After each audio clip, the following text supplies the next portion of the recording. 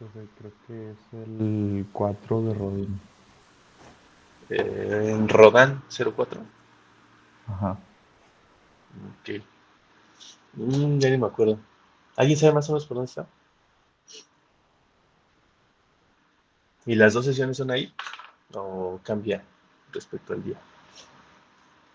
Sí, las dos son ahí. Las dos son ahí. Va. Perfecto. Entonces, ahora sí. Vamos a comenzar con esto. Y creo Eh, que, sí, alguien me dime. corregirá, pero creo que es en el casco antiguo, profe. Mm, ok. Mm, ya. Ya, ya, ya. Bueno, a ver si llego temprano y me da tiempo de... Bueno, no me pierdo. Vamos a empezar con esta parte.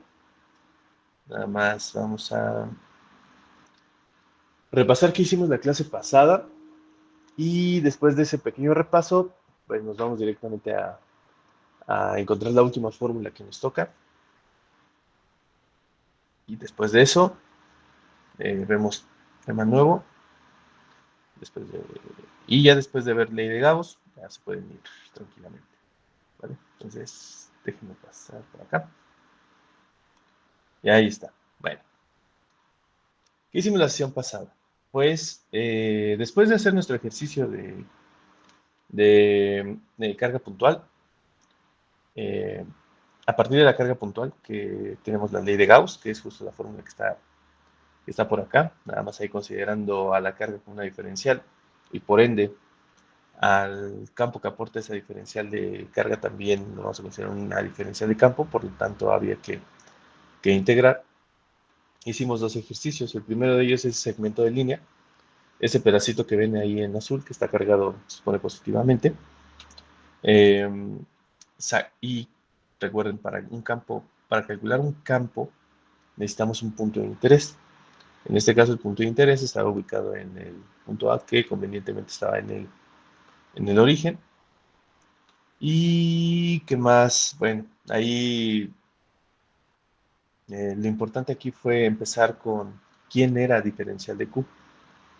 Y diferencial de Q resultó ser, o depende de lambda, que es la densidad lineal de carga de la línea, y una diferencial de longitud. Aquí se simplificó o se reescribió esa diferencial de longitud por diferencial de x, ya que solamente en el eje x está la línea, ¿vale? Nada más la única... Bueno, eso sí, esa línea tiene una altura a y en el eje y y listo.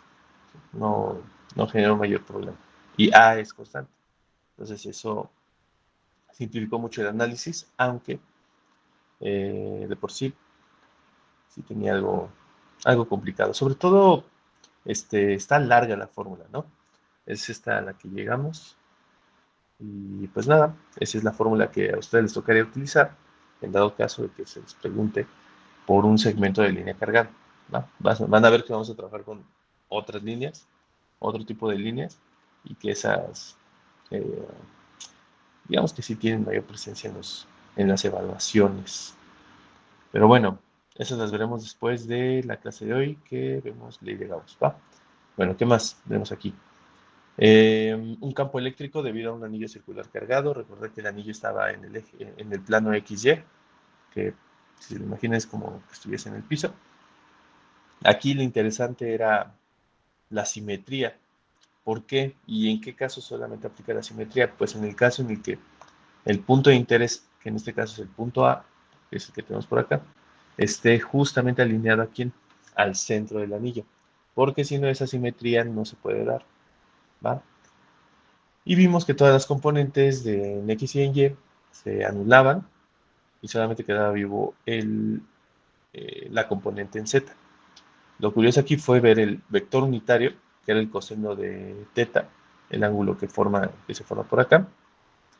¿Y qué más teníamos por acá? Sí, la diferencial de Q, esa se quedó. La distancia R, sí, en términos de A y B, esa también ahí se quedó. Y la integral se redujo a esto nada más, a una diferencial, a la integral de la diferencial de una función. Entonces eso pues, simplemente es la función que llamamos en este caso carga neta, ¿va? Sacamos dos opciones para calcular este campo eléctrico en términos de eh, la distancia R y el ángulo θ, y en términos de ¿quién? De A y de B. En este caso, A era, déjenme ponerlo acá, es según yo es el radio, sí, es el radio del anillo, y B es la distancia del centro del anillo al punto de interés. Y ya con eso, ¿va? Y obviamente, si dijimos que todo lo que estaba en Z se quedaba, pues el vector unitario es K, ¿va? Vimos el caso especial, ¿qué pasa si sacamos el campo eléctrico justo en el centro del anillo? Vimos que es cero, y pues nada más, ¿ok? Y por lo tanto, pues ya, pues estamos listos para afrontar a este otro ejemplo, que es el campo eléctrico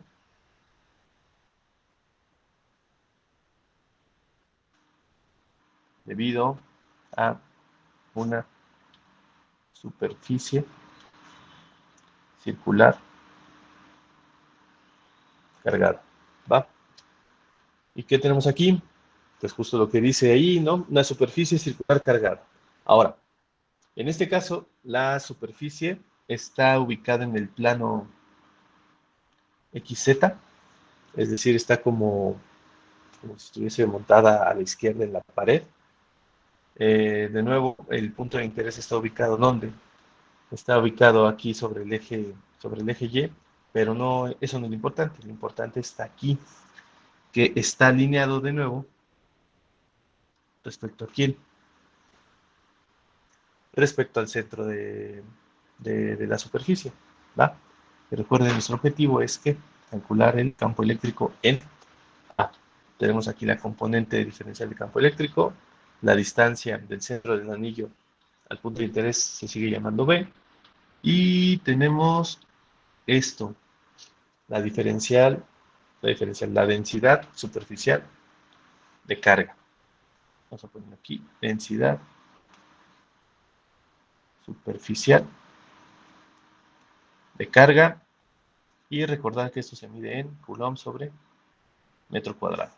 ¿Ok? ¿Alguien tiene duda del diagrama?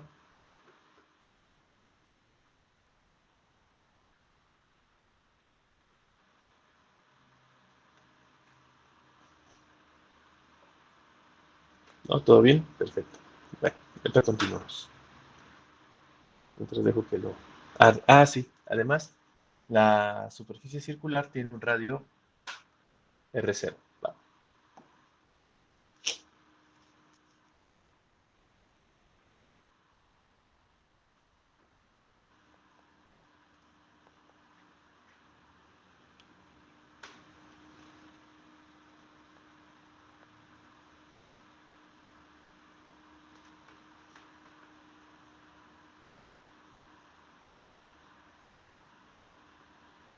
Profe, ¿el radio tiene que ser constante o puede no ser constante?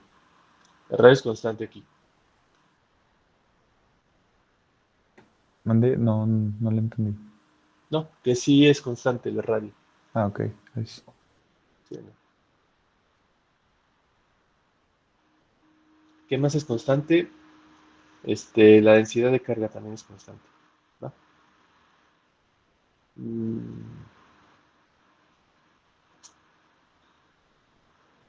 Pues bueno, vamos a ver quién le toca. No, ella. Adrián Reyes. Sí, profe. Adrián, respecto a la experiencia que has tenido con los otros dos ejemplos, ¿qué se te ocurre? ¿Qué hay que hacer para calcular el campo eléctrico en este caso?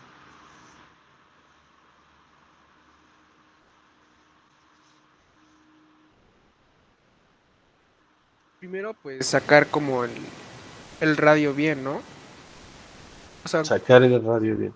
bueno, es que lo tenemos, pero sería sacar el unitario. Mm, ¿te refieres al vector R? Ajá, Ok, va. Y después, ¿estás de acuerdo que hay que integrar? Como lo hicimos las dos veces pasadas. sí. ¿Qué tipo de integral crees que tocaría en este caso? Mm,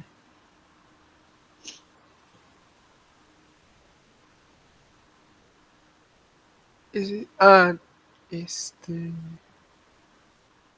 Pues como es superficie, yo creo que doble. Puede ser, muy bien, puede ser ahí una doble integral. Pero ahora, Adrián, ¿crees que se puede utilizar lo aprendido justo o lo visto en el caso anterior? ¿Se parecen en algo? Pues se parece en que tienen, pues, bueno, es que en el B es un anillo, pero en este ya es una superficie circular cargada, por lo tanto ya tiene Ajá, densidad. Entonces, tiene que variar en algo, no creo que se pueda usar tal cual. muy bien, muy bien. Buena observación, pero en este caso, aunque no la usamos, en el anillo también hay una densidad. El anillo es así como la línea, el segmento de línea que nosotros teníamos. Imagínate ahora que unes las puntas y queda como un circulito. Entonces es una densidad lineal también, solo que en este caso no había necesidad de utilizarlo, ¿va? Ahora, la pregunta para que esto sea más rápido. ¿Cuántos anillos caben en esta superficie circular?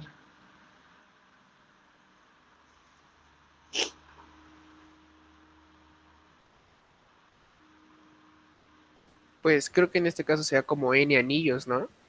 Muy bien. ¿Por qué?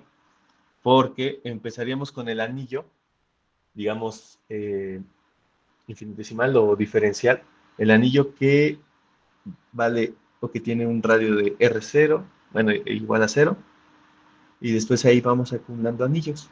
Es como juntar perímetros, ¿para qué? Para lograr áreas.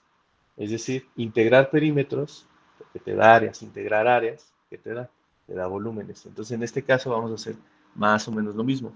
Vamos a sumar todas las aportaciones que hace cada uno de estos anillos hasta llegar al anillo que vale ¿qué? Cuyo radio vale R0. Entonces, si ya tenemos dos fórmulas aquí, hay que utilizar la que repite parámetros, que en este caso, ¿cuál es la que repite parámetros? Tenemos un radio del anillo y tenemos una distancia del centro del anillo al punto de interés, que hasta en eso, esa distancia del centro al punto de interés también se llama B. Ahora, aquí se llama A, en el caso del que vimos anteriormente, el radio del anillo se llama A, pero no, en este caso, no se llama A, se va a llamar R, porque nos estamos basando en este radio cero en el que vamos a ir acumulando o vamos a ir sumando todas las aportaciones que hacen esos anillos que vamos a considerar como diferenciales, ¿vale? ¿Alguna duda, Adrián? No, todo claro, profe. ¿No? ¿Todo claro? ¿Seguro? ¿Alguien tiene alguna duda de lo que vamos a hacer? De hecho, vamos a llevarnos esto. Entonces, tenemos la fórmula de el anillo y lo que tenemos que hacer es integrar todos esos anillos que se van a ir acumulando. Así que, ¿sobre quién integraríamos o quiénes darían los límites de integración? Pues el límite de integración quedaría entre 0 y R0, que es el radio mínimo que va a tener un anillo hasta el radio máximo que va a tener el anillo, ¿vale? Que sería el perímetro ¿cómo se llama? Del, de la superficie circular cargada, ¿va? Entonces ya tenemos esto aquí, tenemos el campo eléctrico. Acomodar esto por acá. Ahí está. Tenemos el campo eléctrico aquí, recordamos que estamos en A. Aquí está A y B, y esto es igual a lo que tenemos aquí, ¿va? Ahora, ¿Qué es lo que pasa aquí? Vamos a tener que cambiar los nombres de la fórmula que ya teníamos anotada para el anillo. Acabamos de ver que lo que se conserva es esta distancia B, que es del centro al punto A, entonces no movemos el B. Lo que va a cambiar, ¿quién es? A. En este caso se va a llamar R. ¿Va? Cambiamos adecuadamente el nombre de las variables. Después, bueno, vamos a cambiar el color para que se note. Ahora sí. Después, ya no podemos hablar de carga neta. Tenemos que hablar de la carga de cada uno de estos anillos. Y esa carga, pues de nuevo volverá a ser una diferencial, porque sobre ella vamos a tener que integrar. Entonces ya no es carga neta, regresamos a diferencial de carga. ¿Va? Ya tenemos esta parte y listo. Pues esa diferencial de carga aportará ¿qué? Una diferencial de campo eléctrico. Y esa diferencial de campo eléctrico es la que te vamos a tener que integrar. Entonces aquí también vamos a tener que integrar. Y bueno, 1 sobre 4 pi epsilon 0 es una constante y claramente puede quedar fuera de la integral. ¿Va? Ahora, como en los otros casos, la clave aquí, ¿dónde está? En la definición de diferencial de carga. ¿Ok? ¿Cuál es la única información que tenemos sobre la carga de este anillo? La única información es la densidad superficial. Tenemos sigma. Ahora, recordar que sigma, estaba definida en la presentación pasada, es igual a la diferencial de carga entre diferencial de área. Si queremos despejar diferencial de carga, entonces nos queda sigma diferencial de área. ¿Vale? Sin embargo, esto todavía le falta más trabajo. ¿Va? ¿Qué tenemos aquí? Diferencial de carga, esto se mide en coulombs. Densidad superficial, esto se mide en coulomb metro cuadrado. Y diferencial de área, pues, esto está en metro cuadrado. Así que todo esto encaja, coulomb con coulomb. ¿Qué más? Bueno, ahora vamos a trabajar sobre esa diferencial de área. Recordar, yo quiero sumar todos los anillos. Es decir, ¿en qué variarán esos anillos? Variarán respecto al radio. Van desde 0 hasta R0. ¿Ok? Entonces, esta diferencial de área debe quedar en términos de ¿quién? En términos de R. ¿Vale? Vamos a ver cómo quedaría esto. Sigma es una constante, esa ahí se queda. Y esto debe estar en términos de diferencial de R. Pero, para que esto encaje, ¿qué falta? Primero vamos a ver las unidades. Esto es coulomb metro cuadrado. Y la diferencial del radio, estamos viendo que es una longitud. El radio es una longitud, entonces solamente es metro. Por lo tanto, aquí nos faltaría también otra longitud. Ahora, ¿qué vamos a sumar de esos anillos? ¿O qué tienen esos anillos? Los anillos no tienen áreas, pero ¿qué sí tienen? Tienen perímetros. Entonces, la suma de todos estos perímetros nos va a dar un área. Así que lo que vamos a poner aquí es el perímetro del círculo o de los anillos, que es 2πr, ¿vale? 2πr. Y esto es el perímetro de los anillos. Y a partir de sumar todos esos perímetros, pues obtendremos el área, que es justo lo que vamos a hacer aquí, a partir del integral. ¿Ok? ¿Dudas en este planteamiento? Sí, yo, profe. ¿Qué pasó, David? Al principio nada más despejaste DQ Sí. y luego lo de abajo que ya tiene las unidades. Espérame. Eso no tiene sentido, espera. Ahora sí. Ahora sí, David, perdón. Ok, gracias. ¿Ah, sí era eso? Sí, era eso. Sí, perdón, se me fue. Entonces ya, ahora sí, ya tenemos a DQ y creo que no necesitamos nada más. Vamos a sustituir aquí ya directamente campo eléctrico. Esto es igual a 1 sobre 4 pi epsilon 0, la integral de 0 a R0. Sustituimos lo que acabo de anotar, que es sigma 2 pi r, la b que está por ahí, diferencial de r, entre r cuadrada más b cuadrada, 3 medios. ¿Va? Entonces, André Romero, Sí, prof. ¿qué se va de la integral? O mejor dicho, ¿qué puede salir de la integral dado que es constante o que no depende de diferencial de r? Eh, podría ser eh, el 2 pi r. Bueno, 2 El pi 2, r no muy depende. ¿O bien. sí? 2 pi. R Solo sí, 2 porque pi. es la diferencial de r, ¿no? Ah, bueno, sí. 2 pi. 2 pi. ¿Qué más? Sigma es constante. La densidad superficial. Sí, también. También se va. Va para afuera. ¿Qué otra cosa por aquí podría salir? Podría ser ¿Qué me la B faltó? también. Muy bien, también la B puede salir. Y la B de abajo no puede salir porque Porque, bueno, porque es parte de la función, ¿no? R cuadrada más B cuadrada. sí, no la podemos sacar, tienes razón. Entonces nos quedamos con 2 pi sigma B, y la integral que vamos a resolver es justo r diferencial de r entre r cuadrada más b cuadrada a la 3 medios. ¿Va? Esta la sabe resolver, André.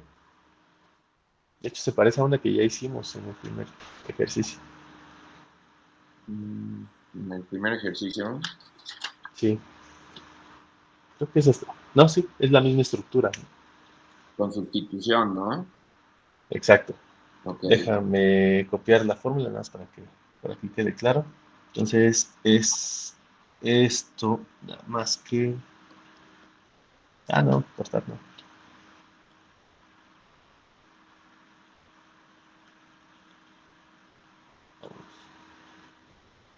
Lo vamos a poner acá. ¿Y qué es lo único que cambia para que esto encaje perfectamente a lo que estamos escribiendo nosotros?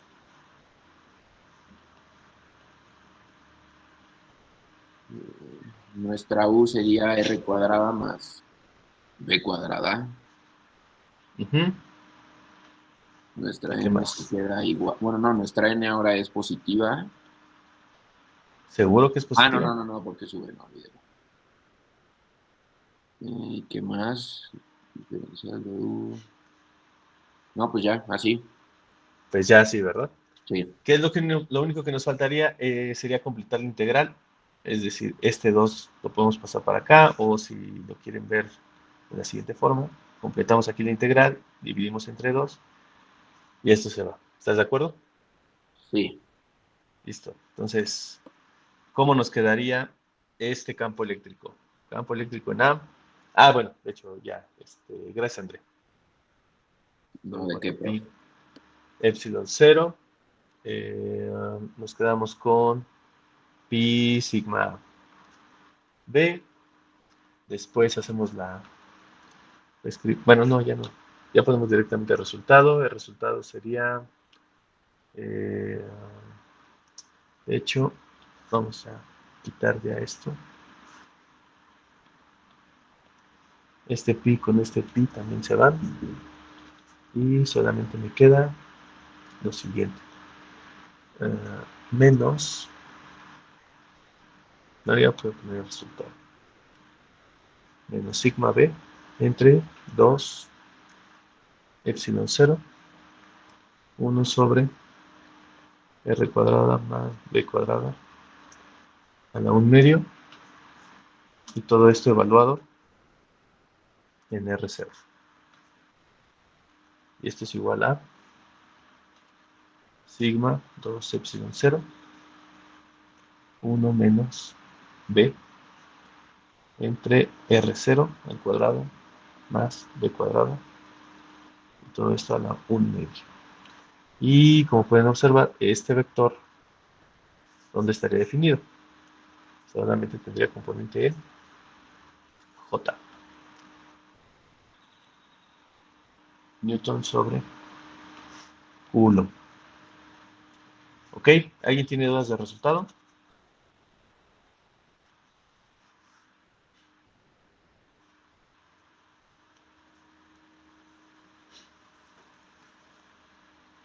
¿Seguros? Entonces dejo este desarrollo aquí para que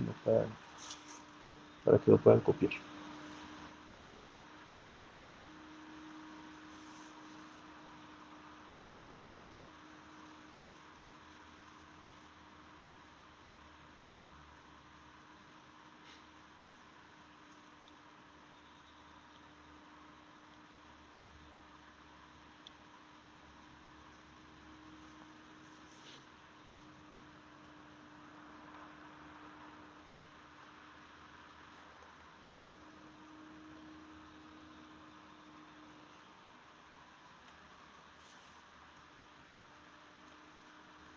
¿Seguros? ¿Ninguna pregunta antes de pasar a la presentación?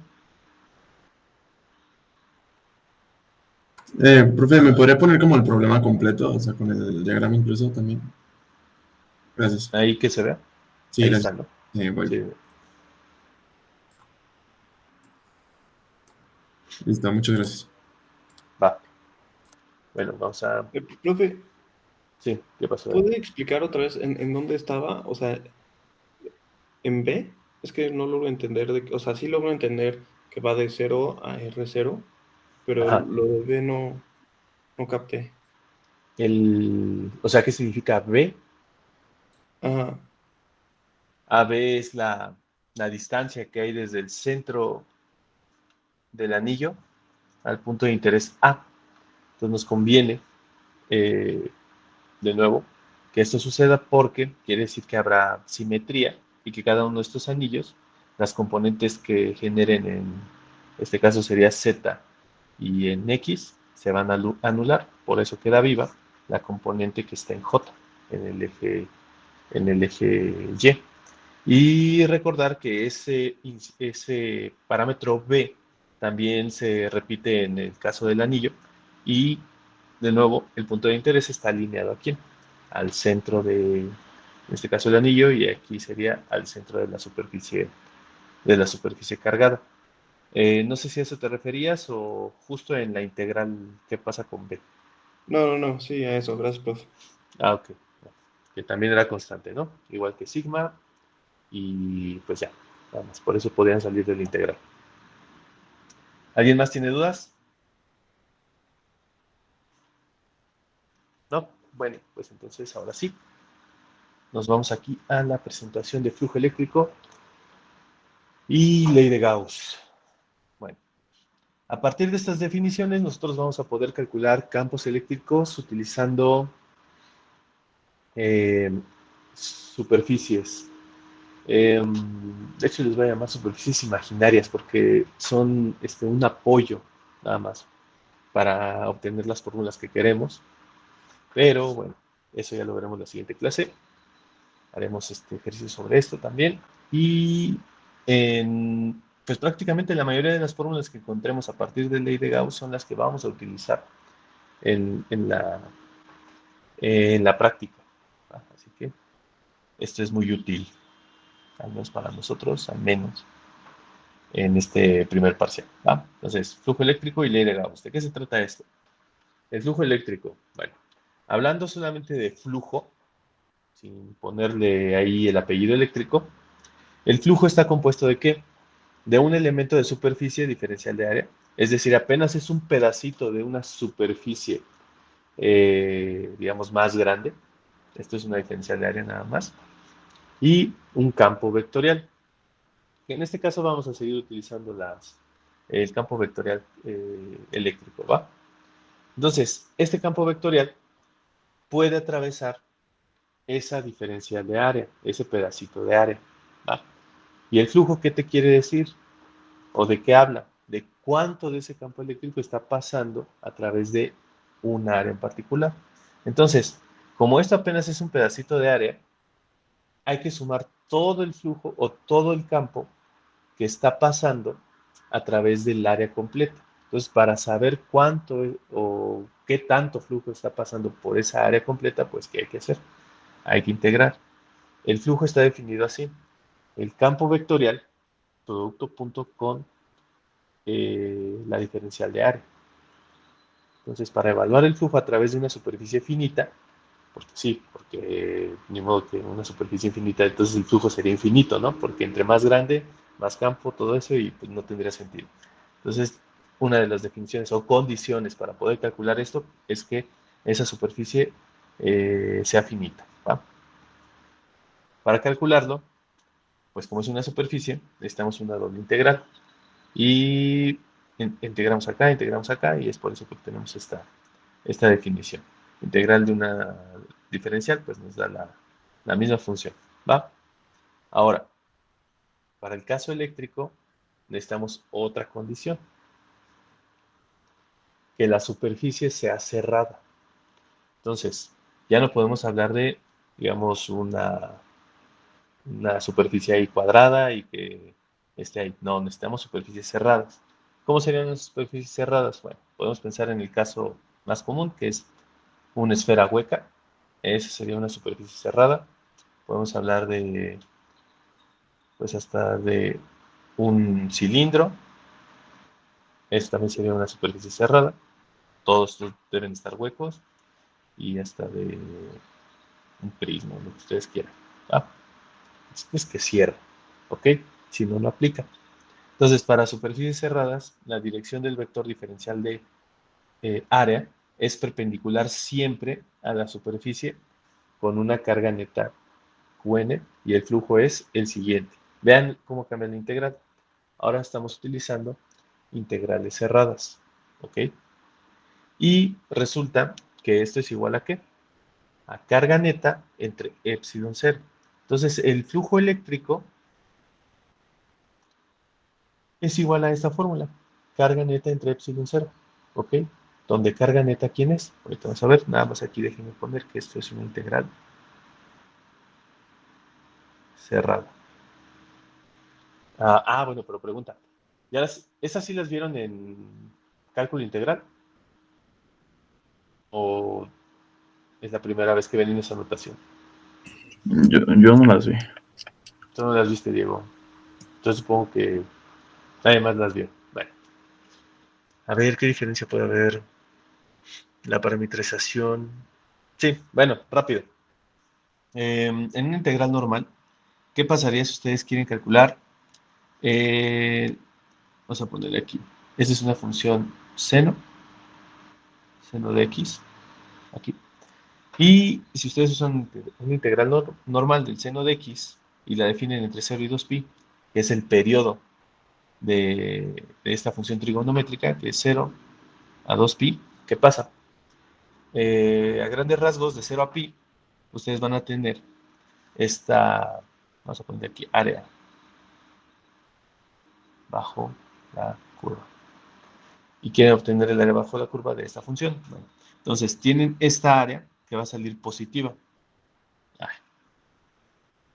Esta área que va a salir positiva y esta otra área que va a salir negativa. Entonces, cuando sumen todo esto, ¿qué les va a dar? 0.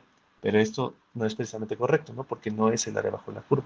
Depende de la aplicación que pueden hacer. Bueno, pues digamos que pueden meter un offset y ya para evitar que esto sea negativo, y después considerar ese offset y restarlo, ¿no? O pueden parametrizar a esta función seno en términos de ¿quién? Pasar de la variable x a la variable s, que ahorita, bueno, esto se llama parámetro de línea, y a partir del parámetro de línea utilizar integrales cerradas, y ya con eso sí podrían calcular la diferencia, perdón, el área bajo la curva, ¿va? Son, es un tipo diferente de integral, y normalmente se define en otro, a partir de otra variable, ¿ok? En este caso, bueno, ya verán qué hacemos con cada una de estas integrales dobles cerradas, ¿vale? Bueno, Nada más para que sepan que es otro tipo de definición matemática. Entonces, ¿qué nos dice la ley de Gauss? Que es justo lo que estamos viendo acá. Que el flujo eléctrico a través de cualquier superficie cerrada es igual a la carga neta contenida en el interior de la superficie. ¿Qué es lo importante aquí? Esto, la carga neta contenida en el interior de la superficie. ¿Ok? Eso no se les puede olvidar. ¿Va?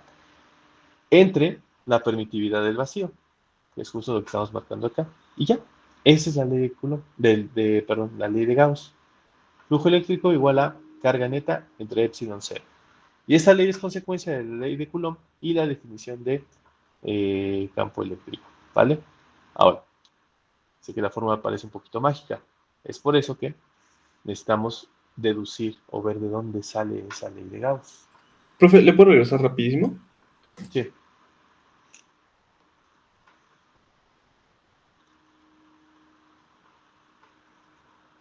Me avisas ahí, David. Ya, gracias. Listo. Entonces, para llegar a esa conclusión o ver de dónde sale todo esto, pues necesitamos definir varias cosas antes. Ahora yo les pregunto, ángulo plano, ese ya lo conoce. Se mide en radianes y el radian es el ángulo plano que corresponde a un arco de circunferencia de longitud igual a radio. ¿Okay? Entonces, ¿cuántos radianes tiene el círculo? Tiene 2pi. ¿Va? Entonces, 2pi veces cabe ese segmento, ese arco de circunferencia de longitud igual a radio, ¿va? En el perímetro del círculo. Entonces, ¿qué se puede imaginar? Que es el ángulo sólido. Extrapolación a ¿qué? A 3 dimensiones. ¿Y esto se mide en qué? En estereoradianes. ¿Vale? Se puede poner como SR. Entonces, este estereoradian es el ángulo sólido que corresponde a ¿qué? A un casquete esférico. Este es el casquete esférico. No es precisamente un cono, como parece acá. Tiene aquí una curvita. Entonces, eso ya es un casquete. Y la superficie de este casquete, aquí es igual. Es igual al cuadrado del radio de la esfera. Entonces, suponiendo que tenemos una esfera unitaria, es decir, que el radio es 1 o 1 metro, entonces la superficie es igual a 1 metro cuadrado. Ese es un ángulo sólido. ¿Va? Y a partir del ángulo sólido, vamos a poder llegar a la conclusión o a la demostración de la ley de Gauss. ¿Ok? ¿Dudas en qué es el ángulo sólido? ¿Ya lo habían escuchado? ¿O ese es nuevo? Yo nunca, profe, y tampoco lo de estereoradianes. Sí, está bueno. Bueno, nada más es para su conocimiento. No creo que lo vayan a volver a usar en su vida. ¿Va? Entonces, seguimos con esta parte. ¿Qué es el ángulo sólido ya matemáticamente? La definición común del ángulo sólido es, el ángulo sólido es omega mayúscula y es igual a S entre R. S es la superficie de la proyección del objeto sobre la esfera, que es justo esta proyección, es como extraer ese pequeño casquete. Y R, el radio de la esfera. En este caso tenemos una esfera unitaria y el radio es 1. ¿Vale? ¿Qué más tenemos por aquí? La definición integro-diferencial del ángulo sólido es omega igual a la integral de diferencial de S, que es la superficie que tenemos por acá, coseno de teta, y todo esto entre el radio de la esfera al cuadrado. Ahora, ¿de dónde sale esto? Bueno, teta es el ángulo que forma el vector R que tenemos aquí, que tiene esta dirección en azul. Vamos a ponerlo acá. ¿Respecto a quién? A la diferencial de S. ¿Ok? Entonces, necesitamos este ángulo. ¿Por qué? Porque no en todos los casos el vector R coincide con la diferencial de superficie, que después vamos a cambiarle el nombre a diferencial de área, que es justo lo que vamos a hacer déjenme adelantarme tantito, justo en este caso en particular, ¿va? Entonces, me regreso a esto y no siempre van a coincidir, así que necesitamos ver el ángulo que forman esos dos vectores. ¿Ok? Ese ángulo es importante, ahorita van a ver por qué, y viene a partir de la definición de flujo, que utiliza justamente un producto punto. Y recordar que físicamente ese producto punto, ¿qué significa? Significa la proyección de un vector sobre otro. ¿Ok? Bueno, entonces, dejemos esto por aquí. ¿Y qué más? Ah, bueno, y para superficies cerradas, esa integral de la diferencial de S, que es la doble integral cerrada de la diferencial de área, ¿va? Por lo tanto, si reescribimos la ecuación del ángulo sólido, ¿cómo nos queda? La doble integral cerrada de la diferencial de área por el coseno de teta entre el radio al cuadrado, ¿vale? Esto, déjenme ver si lo marqué en la presentación. No, no lo marqué. Acuérdense bien de esto ahorita. Nos va a servir mucho para no meternos en problemas con la integral. Esto es el ángulo sólido, ¿ok? Ahora, vamos a sacar el ángulo sólido de un caso en particular, que es la esfera, una esfera hueca. Hay que evaluar el ángulo sólido de una esfera de radio R0, cuyo centro está en el punto P, ¿no? Aquí me salió medio chueco, pero ahí está, ya quedó. ¿Y qué tenemos aquí? Bueno, recordar que θ es el ángulo que hay entre diferencial de área y el vector R. Vamos a ponerlo aquí. Diferencial de área y el vector R. ¿Y qué más necesitamos? A ver, déjenme pasar mis apuntes para que no vaya a equivocarme. Ahí está. Entonces ya tenemos esto aquí. ¿Qué estamos observando? Diferencial de A y R tienen la misma dirección. Ahora, hay que recordar esto. En cualquier punto de la esfera hay una diferencial de área, ¿vale? Puede haber una diferencial de área aquí, otra diferencial de área por acá, otra por acá. ¿Cuál es la característica? Que todas y cada una de ellas forman un ángulo recto respecto a la superficie. Son perpendiculares, ¿ok? Pero ahora, tenemos que también tomar en cuenta que las diferenciales de área surgen justo del área, a partir del área, no como el vector R, que surge a partir del centro de la esfera. Por lo tanto, solamente esta diferencial de área, la que, digamos, interseca con el vector R, es la que vamos a tomar en cuenta. Por eso todas estas que están aquí nos sirven o no nos sirven para sacar un ángulo, porque como no intersecan, no forman un ángulo entre sí. Son dos vectores que están separados. Esto no forma ningún ángulo. Los únicos que forman ángulos son los que pueden intersecar, y aquí ya tendríamos por ejemplo, un ángulo θ. En este caso, como están en la misma dirección, ese ángulo es igual a 0. Y recordar que vamos a utilizar el coseno de ese ángulo. ¿Qué pasa con el coseno de 0? El coseno de 0 es igual a 1. Reescribiendo esa ecuación, ¿cómo nos queda? El ángulo sólido para esta superficie cerrada es la doble integral cerrada, diferencial de área, coseno de θ, entre radio R de 0 al cuadrado. Tomando esto en cuenta, doble integral cerrada de la diferencial de área por 1 entre el radio. Ahora, ¿qué vamos a hacer con esta ecuación? Pues bueno, ¿qué tenemos aquí? Esta integral, ¿sobre quién está integrando? ¿Sobre qué variable? Sobre el área. Y tenemos la constante R0, ese radio de la esfera. ¿Ok? Entonces, esto lo podemos reescribir así, 1 sobre R0 al cuadrado, doble integral cerrada de la diferencial de área. ¿Y esto qué es? El área de la esfera.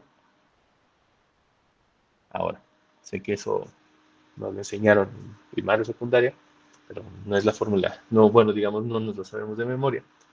Y el área de la esfera es igual a 4pi radio al cuadrado.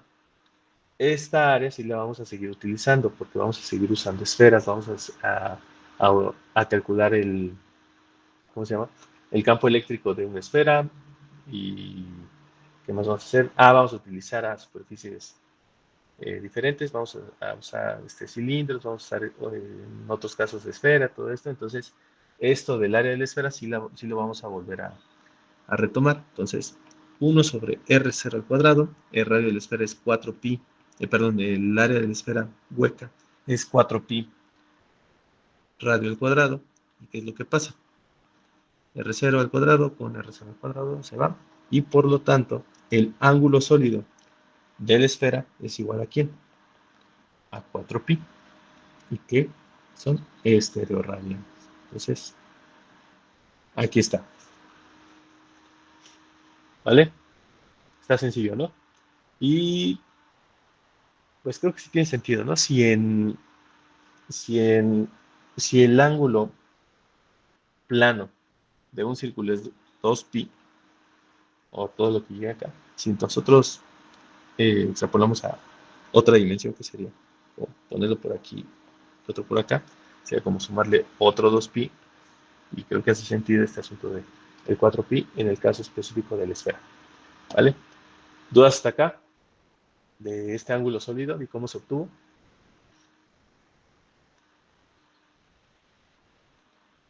Ok, dejo ahí un ratito y ahorita juntamos todo esto con la ley de Coulomb.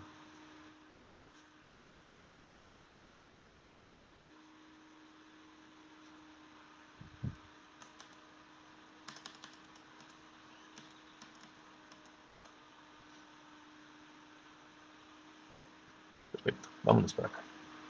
Deducción matemática de la ley de Gauss. Bueno, ¿qué vamos a hacer? Bueno, vamos a escribir aquí la ley de Coulomb. La ley de Coulomb nos habla sobre el campo eléctrico. Y sobre esa superficie, ¿qué será?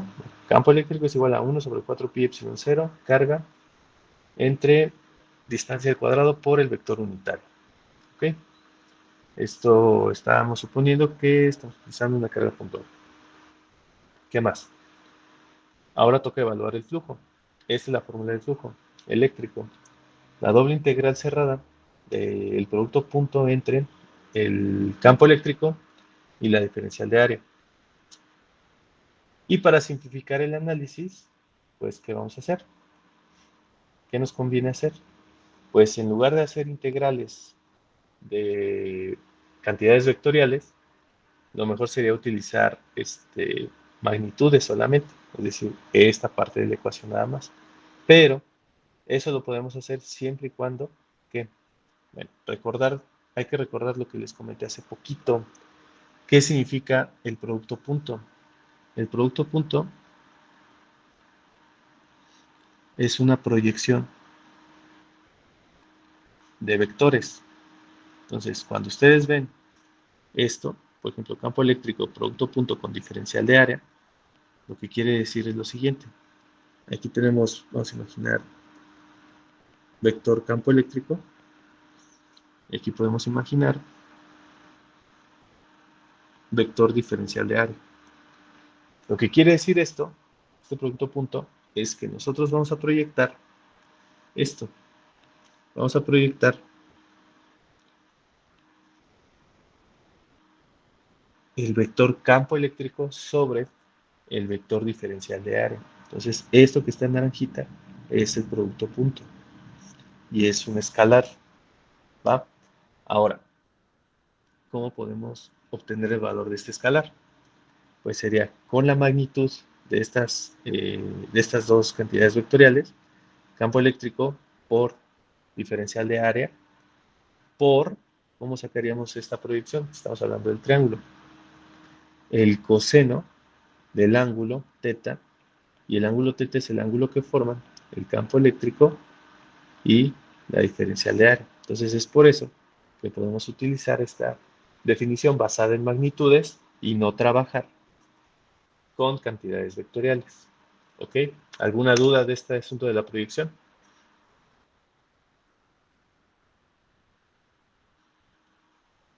¿No? Perfecto. Entonces nos regresamos acá y ya queda justificado por qué estamos usando esta definición, y de hecho sí la vamos a seguir usando. Y ahora sí, hay que sustituir la ley de Coulomb sobre el flujo eléctrico. Y nos queda 1 sobre 4 pi epsilon 0, eso queda bien. La doble integral cerrada, carga entre radio al cuadrado, coseno de teta, diferencial de área, ¿va? Estamos viendo que esta diferencial de área es sobre la cual vamos a integrar, así que la carga no depende del área de la superficie, puede salir el integral. El coseno de teta tampoco depende de la superficie, así que también puede salir. Y de hecho, el radio sí se puede quedar, ¿va? Entonces, ¿qué vamos a hacer aquí? 1 sobre 4 pi epsilon 0, la carga, y convenientemente, ¿qué voy a dejar? Voy a dejar el coseno dentro del integral. ¿Por qué? ¿Qué es esto? Diferencial de área por coseno de teta entre radio al cuadrado. ¿Esto a quién se parece? Esto justo es la definición de ¿qué? De ángulo sólido. ¿Va? Y nosotros ya conocemos al menos un ángulo sólido, que es el de la esfera hueca. Por lo tanto, este sistema, ¿cómo estaría representado? Sería representado así, está Q, y esa carga está rodeada por la esfera que aporta ¿a quién? A la diferencial de área. ¿Va? Eso es lo que está pasando aquí. Y si estoy pensando en este caso de la esfera, pues yo sé que este ángulo sólido es igual a 4pi. ¿Y qué pasa con este 4pi? 4pi se va con este 4pi y nos queda carga entre epsilon 0. Y si se fijan, es exactamente, bueno, nada más vamos a ver qué dice aquí abajito, que también aplica para superficies compuestas por muchas cargas puntuales, es decir, el caso del segmento de línea, el anillo circular cargado y la superficie circular cargada también sirve o también aplica esta ley de Coulomb, ¿va? Entonces, ya quedó demostrado que es carga entre epsilon 0 y es justo la definición que vimos al principio. Carga entre epsilon 0. Es así como se justifica o se demuestra la ley de Gauss. ¿Dudas Profe, hasta acá? ¿lo puede dejar tantito ahí para terminar de Sí, copiar, por favor? sí, sí.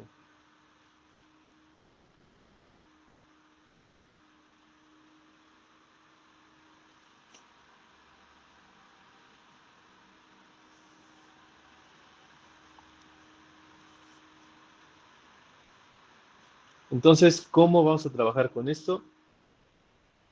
Pues nosotros vamos a tener digamos, otro tipo de cuerpos cargados, no necesariamente ¿cómo se llama? Una carga puntual, y los vamos a envolver ¿en qué? En superficies cerradas imaginarias. Solamente las vamos a utilizar como apoyo, ¿va?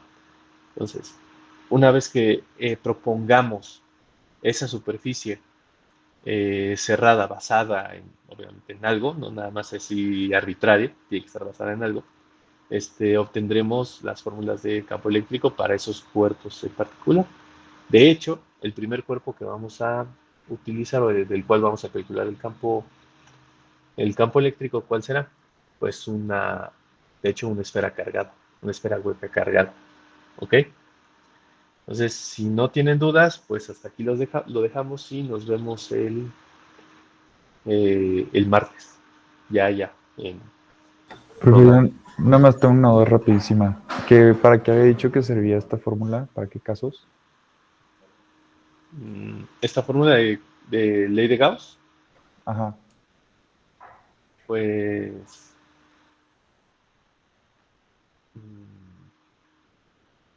sí lo dije, porque bueno, no, ya veremos la siguiente semana para qué casos, ¿va? Sí, ya, y vamos a obtener las fórmulas y todo. No me quiero adelantar o darles más información que ahorita no tenga mucho sentido. Ok. Bueno, gracias, ¿Ok? profe. Gracias, Bien, profe. Prof, nos vemos. Gracias, bye, profe. Gracias, profe. Gracias, Hasta profe.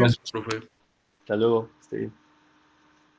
Profe, ¿Qué pasó, Michelle? ¿me puedo quedar con usted al final, por favor? Sí, Déjame detener la grabación. Gracias. Nos vemos. ¿Sí? Bye, Paulina. Bye, Diego.